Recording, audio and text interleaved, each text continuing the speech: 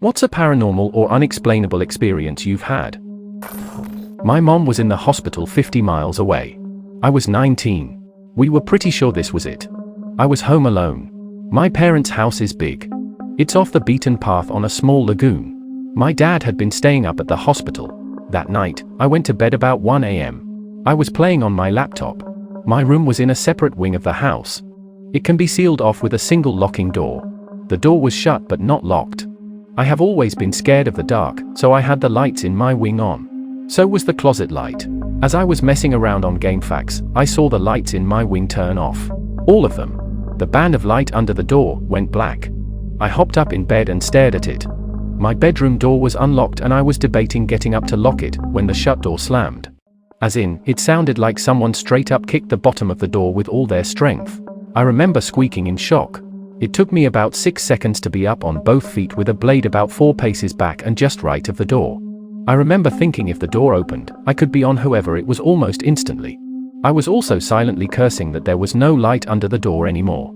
No way to see the shadow of whoever was out there. Nothing happened. I was fighting off the fear of the situation and stupidly decided that going on offense was all that was left. I didn't have a phone in my room and my Nokia was in another wing or the house charging. I threw the door open with my knife low and my left hand in a guarded position. There was no one there. I tossed the hallway light switch on. There was no one in my wing. There was no one in the house. The burglar alarm was still on. Confused, I turned on the main house lights and sealed the wing off, unlocking the door. I went back to my room and just sat there with my laptop open. My bedroom door now had a slight bow in it. A couple hours passed with me warily laying in bed. Around 3 a.m., the lights under the door went dark. Now I was terrified. My knife seemed pretty insignificant and my previous dumb courage had ran out. I scooted my bed, no easy task, against my bedroom door, grateful the door opened inward. It all felt so wrong. Like something was angry with me. I retreated to my closet and waited for the sun to come up. When the skylight in my room got bright, my courage returned and I moved the bed and exited my room. The wing door had been unlocked, which required a key from the other side. I heard footsteps coming down the stairs in the main house and realized my dad was home. I felt a little foolish as obviously he had been responsible for turning the lights off the second time. I lead my greeting with, "Oh, so it was you who turned all the lights off." He looked at me and replied, "What? I got home about 10 minutes ago." I have zero clue what happened that night, but it never happened before that night or after. Whatever it was, it seemed to like the dark and wasn't a fan of doors. And it seemed to be in my wing of the house. My parents built the house and nothing untoward had ever taken place there. My bedroom door at my parents' house still has a bow in it to this day. This was almost 20 years ago. My mom is still alive, and for that, I'm extremely grateful. My sister and I are very close. We kind of had to stick together because my big brother was such a bullying turd. She is 3 years older than I am. This is way before them their fancy cell phones, internet access, etc. I was 14, into baseball, and playing in a tournament in another state. Sis had gone to the beach with her friend, and her friend's family. On Sunday afternoon, the sun was out, no clouds, great day for baseball.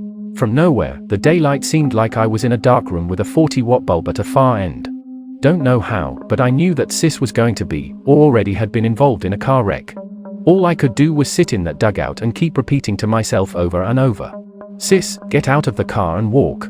After an interval, don't know how long it was, everything returned to normal, sight-wise. Played the games for the tournament, third place, damn, and it was after 1 a.m. when we pulled into the driveway. Heard the phone ringing when we were at the front door. It was my sister, panicked, anxious, but unhurt.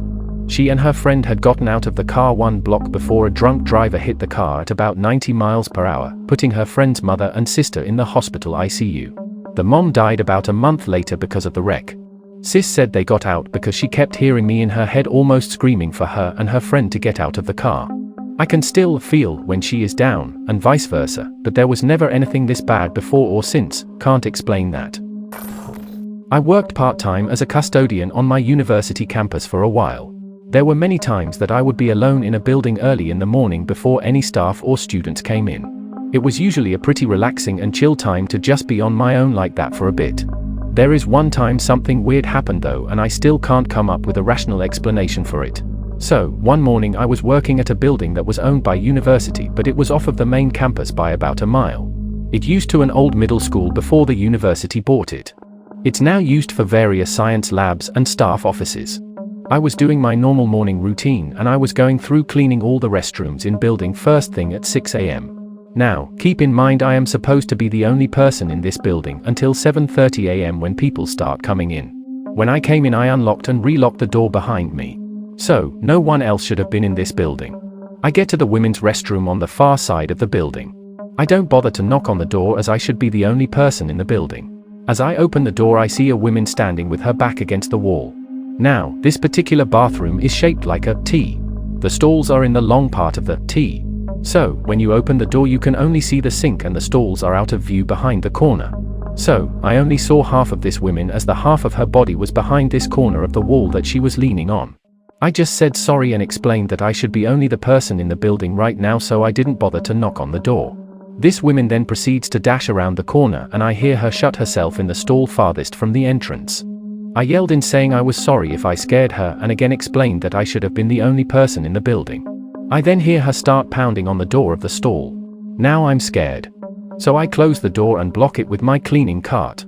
I call my supervisor and explain that there is some woman in the building who has just locked herself in the stall. I thought that maybe she was some drug addict that somehow snuck into the building at night. So, like 10 minutes later a couple of campus security guys show up. I open the door to the restroom and the two of them go in with me behind. We all clearly heard and saw this woman pacing back and forth in the stall. The security guys tried to talk to her for a bit to get her to come out. They got absolutely no response. They then say that they are coming in and open the door. All three of us were utterly speechless when the door to the stall opened and no one was there. Later they checked the building security footage for the previous night and did not see anyone enter the building. I don't believe in anything supernatural, but I still cannot explain this. I worked in this same building before and after this incident probably 30 plus times and never experienced anything weird like this again. Edit, I forgot to say what the woman looked like. Her back was towards me and like I said half of her body was hidden around that corner. So, I didn't see much. She was wearing a light blue short sleeve blouse with black pants. I guess you could call them suit pants. She had light brown, shoulder-length hair, and her skin was like a tan sort of peanut butter color. Had a dream I was meeting my then BF's father at a cafe. I told him I was sad we didn't get to know each other before he passed away and he said, well, let's get to know each other now. I knew in the dream that it wasn't a dream and I asked him how will I prove this to my BF. He said he will know BC fire alarm. And then we chatted forever. I woke up right before my alarm went off at 9:55. I was a server and got to sleep in. My then BF had an office job and was already at work by 9 a.m. I go about my day and forget about the dream. When we are both off later that day we are sitting in his car and I remembered to tell him about his dad in my dream and how he would know it was real BC, the fire alarm. My BF started crying and was really shaken up and said they had a fire drill that morning at 10 a.m. in the office. I even had him call his co-worker and ask about it in a non-leading way. BC, I thought he was messing with me. We are not religious, but it was nice to think his dad was checking in on him after having some health issues recently. ETA smoke alarms go off around him a lot now, when we are out to eat etc. I was about 8 to 9 years old, playing with some Star Trek action figures in my bedroom. Yes, I was a cool kid. My room was positioned directly above a guest room which was almost never used and I almost never entered. The furniture was outdated compared to the rest of the house, and it just had a creepy vibe. This will be relevant later. I had a Spock action figure which broke apart easily. His shirt would snap into two pieces by pressing on the seam, and then all his limbs would fall off. He was easy to repair, so I took him apart often. He'd be used for body parts if I wanted to pretend someone had been killed by an alien. One day, just as I had set up a decidedly gruesome Star Trek scene, my mom called me down for dinner. When I came back upstairs after eating, I noticed that Spock was gone. Just him, though. All the other action figures were still in a little circle exactly as I left them. I searched that night before bed, thinking my younger brother, my only sibling, who was 2 years old at the time, may have somehow gotten into my room and moved my stuff. It had never happened before, but it was all I could think of. The whole family was at dinner and there was no chance for anyone to go upstairs and move anything. The next morning, I searched the house for Spock. Nothing. Not put away, not in my brother's room, not in the living room. It was baffling. As a last-ditch effort, I decided to check the guest room. The room looked untouched, as usual. Except for one thing, a dismantled Spock action figure, in the exact same position as I had left it in my room the night prior, directly below where I had been playing with him in my bedroom. I asked my mom and dad. They claimed to know nothing about it. My younger brother could not have made it down the stairs, and also would not have been able to make the same Spock pile that I had made the previous night. It was as if my toy had just translated a few feet in the Z direction, right through the floor. I still don't have an explanation. When I was a kid, maybe like 11 or 12, I came home from school one day to make myself a snack, and I opened our cutlery drawer to find distinctly different forks than the ones we had always had. Like 3 prongs instead of 4, different shaped tines, different shaped handles. Subtle but unmistakable. I had been using these all of my life up until that point. I showed them to my family, bemused at first, stating bluntly, "Oh, we got new forks." Everyone denied it. "No, these are the forks we've always had." My alarm grew. Clearly, they had bought new forks. I had eaten every meal of my life with the same forks. I knew my forks. These were not them. I insisted, they persisted. These were the forks we have always had. They began to look at me strangely. I pointed out the clear and obvious differences. "The tines. Look at the tines." My father, ever the joker, shrugged and said, "The tines, they are a-changing." To this day, I swear I must have stepped through some hyperdimensional membrane into a parallel universe, the most boring and mundane alternative reality where the only difference was the choice of forks that my parents had purchased years prior. People often imagine the multiverse to be populated with interesting and bizarre permutations, but if it is truly infinite, logically most of the realities are boringly similar to ours, but different in only one minor way.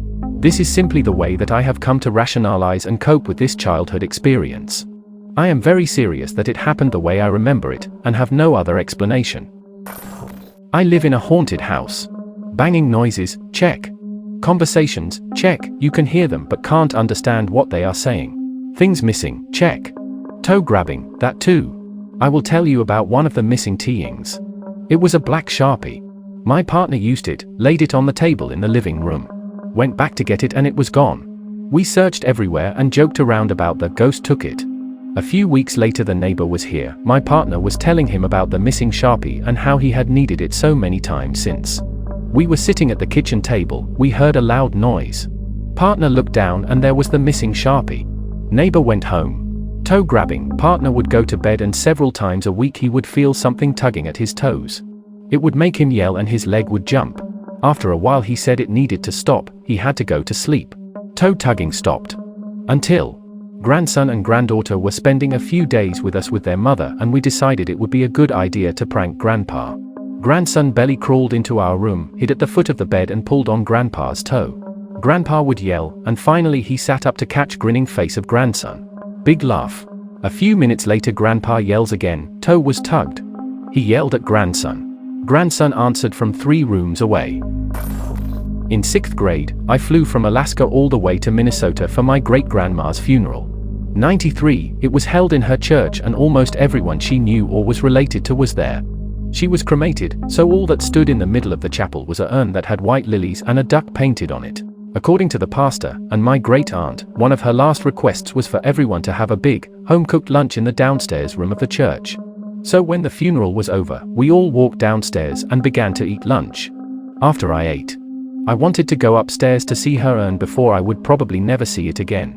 I entered the chapel, and it stood eerily quiet and the air was eerily thick. I walked to where the urn stood on a stood and just looked at it for a good few minutes. I turned around and began to walk back down the aisle when I curiously looked to the top balcony where the sound booth operator would usually work. I stopped dead in my tracks as my breath became short and fast.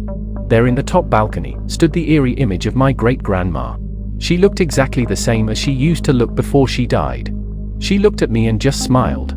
I couldn't speak, I could barely breathe as she turned around and walked away from the railing. Her ghostly image disappeared as I ran up the balcony and searched around for her. I sat in the chair in the balcony and just looked over the chapel, not knowing if my grandma's image was just me hallucinating, or if she really was there, watching us all. Mine was probably not supernatural, but felt supernatural. I was visiting South Padre Island with my sister, her 2 kids, and my other sister's 2 kids.